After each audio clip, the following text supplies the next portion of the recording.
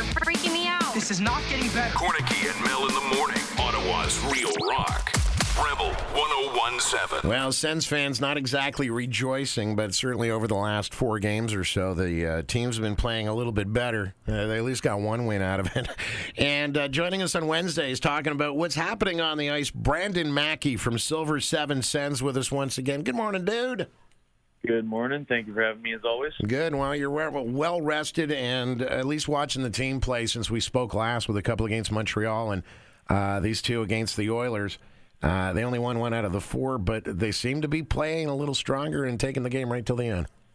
Yeah, I think a lot of it has to do with trust in the young players. You've seen guys like Eric Brandstrom, who unfortunately got hurt the other day, but he's been getting opportunities. Tim Stützle was the one powering them through the beginnings of this turnaround. He had 2 goals against Edmonton and then another one against Montreal, and you know, it's been the young players that have been driving this turnaround in play, and I think that's what fans were kind of frustrated about before, is they wanted to see these kids get more of an opportunity, and now that they have, I mean, the level of play has been really solid, and I think it's just we haven't seen the self-destruction if things go wrong. If they get down a goal or they get down 2 goals or whatnot, they're not imploding anymore, and Matt Murray starting to play like his former self has been really good to see as well. So, yeah, I mean, things are looking up right now, even though they only won 1 out of the few games there. Yeah, you got to take a look at the good stuff that's happening. Connor Brown picking up his 2nd on the season yesterday. Dadonov scoring a couple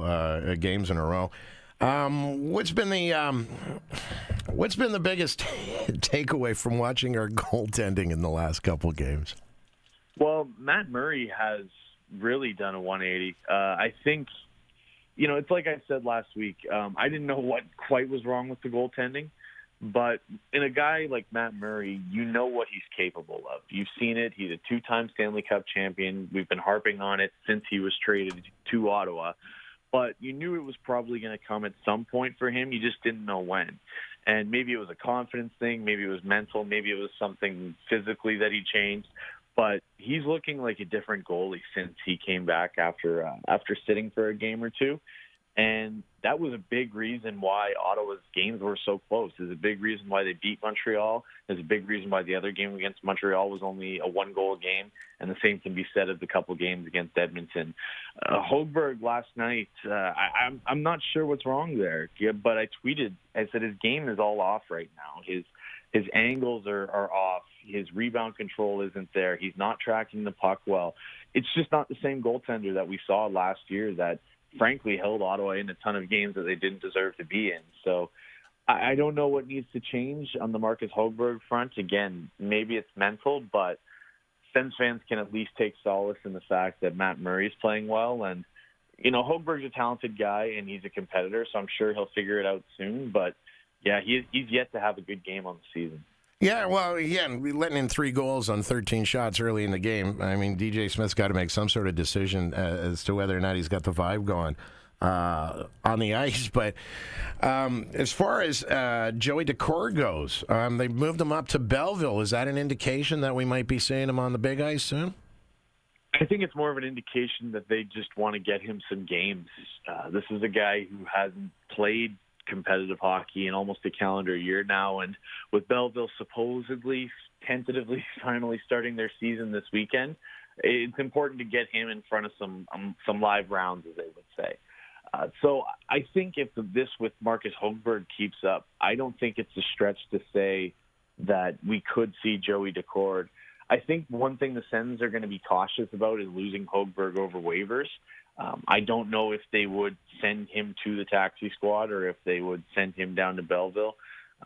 With the expansion draft coming up, you do have to protect a certain amount of goalies, and it'll be interesting. I think they might want to keep Hogberg around as expansion bait so Daccord doesn't get taken, but we'll see what happens. That's obviously all speculative and a long ways away. I think it's a complicated situation, but I wouldn't be surprised if Daccord got some time in Ottawa soon, because it's just not working out with Marcus Hogberg right now. Well, the hope was once they came off the last road trip, they were going to be able to settle down. But now back out there, I guess, next 5 games away and taking on Winnipeg for the next 2. They're not awesome. What do you expect in the next couple days? I'm expecting some competitive games. We're coming off a stretch here where the Senators have probably been the better team for most of their last few games, and one where they got a win out of it. So I think against teams like Winnipeg, who Ottawa's played already, and there's been maybe a little bit of animosity bred through those contests, I think Ottawa's going to want the last couple blowouts back, and you're going to see a competitive hockey team. I think it'll be different in the sense that obviously the goaltending has improved, but like I said before, you're not going to see that implosion. If Winnipeg goes up early or things aren't going well for Ottawa early in the game, I think you're going to see more of a comeback effort than a total collapse. But, you never know. Maybe Ottawa's going to go get blown out again for this next stretch of games. But I think it'll at least be competitive. And don't be surprised if they win one or two. Well, I mean, if they're getting 40, 44 shots per game on net, eventually you got to figure things are going to start swinging in their direction. They're getting enough shots on net. They're just not getting past the goalie. Yeah, something's got to give. And if you look at guys like Brady Tkachuk and Drake Batherson, they're playing some phenomenal hockey. It's just been that the bounces haven't gone their way in a lot of instances. So it's coming. And, if you recall when we were talking about Evgeny Dadonov a couple of weeks ago, he's one of those guys. I said he's one of those guys who, when he scores, it's finally going to start coming in bunches. The floodgates are going to open and things are going to be all right. And now he's got 2 in his last 2 games, and Tim Stützle is playing really well. Like I said, he over that stretch against Edmonton and Montreal, he had a few goals. And so I think it's just a question of once they do start going in, they're going to start coming in bunches, and then you're going to see the Sens start winning some games. It's not sustainable to score 2 goals a game when you're getting 30, 35, 40 shots. Eventually, things are going to start turning your way, and I know that's probably what fans don't want to hear, but it's coming.